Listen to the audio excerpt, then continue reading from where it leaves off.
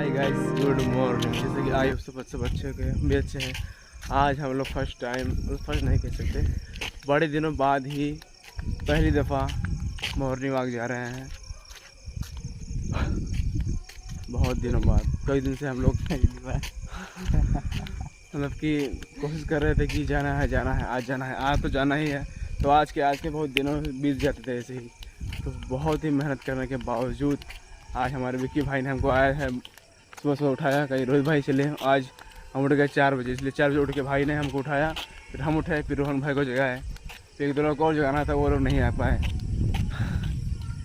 हम लोग आ गए हैं। तो आज फर्स्ट डे है हमारे लोग का मॉर्निंग वॉक का। जिम भी चल जाना है धीरे धीरे। अब ट्यूटी जिम खुलने वाला है, एक दो तारीख को खुल जाएगा। तो हम सब लोग फिर जाएंगे उसमें, विक्की भाई भी उसमें जाएंगे जिम में। बस इतना ही, थोड़ा प्रैक्टिस करते हैं अभी आगे जाके, वर्कआउट। बस अभी के लिए बाय। फिर अभी वीडियो बनेगा, अभी आपको दिखेगा, फिर इसमें और वीडियो भी आएगा।